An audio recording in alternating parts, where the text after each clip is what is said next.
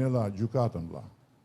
Kryeministri Edi Rama zhvilloi një bashkëbisedim me banorët e Zvërnecit në Vlorë, të cilët pretendojnë të drejta pronësie në zonën ku do të kryhet investimi.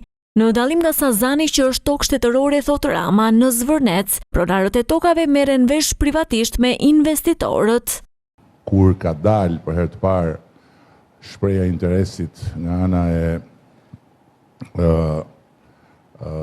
familjes së presidentit të Shtetet Bashkuara për Shqipërinë dhe kur është folur për Sazanin dhe për Zvërnecin, unë kam thënë shumë qartë që në atë kohë Sazani është një çështje e qeverisë shqiptare, për sa i takon marrëveshjes dhe për sa i takon mënyrës se si do të shkohet ripamja e marrëveshjes, ndërsa pjesa përballë Sazanit është një çështje private.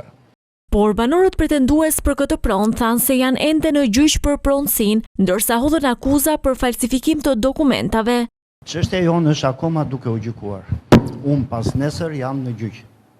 Sa janë me AMTP që janë të Tani nuk e vendosur? di aty janë gati 28 hektarë me AMTP që janë dhënë. Që pretendojnë të marrin pjesën që ti thua që është e jotja. Po. Çorap tjetër domethënë. Por kryeministri theksoi se nuk është qeveria, por gjykata ajo që vendos se kujt i takon prona. Nuk përfaqësoj pronarët. A ka kthime të gabuara ose të padrejta?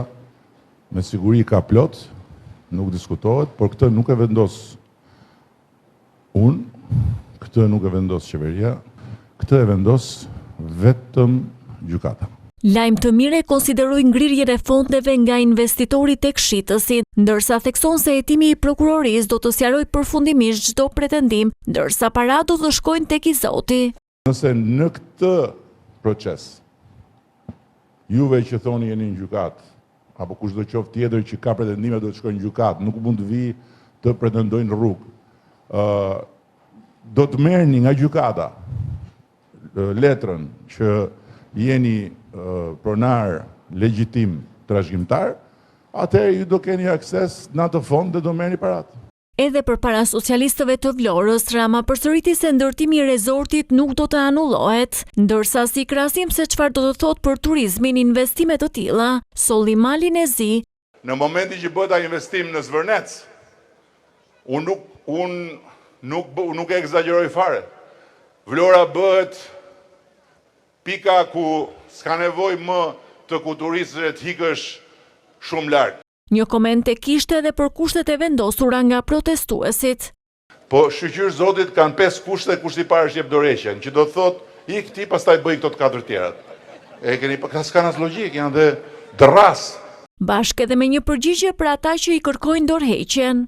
Jo 5.000, jo 50.000, po 500.000 të dalin, edhe jo të dalin 5 ditë, po të rinë aty deri në majna qershorin e 2029-ës, ne kemi kontratën me 800 kusur mijë njerëz. S'kemi kohë të presim e të humbasim, ata të vazhdojnë të kërkojnë Shqipërinë e shqiptarëve, ne duam shqiptarët për Shqipërinë europiane.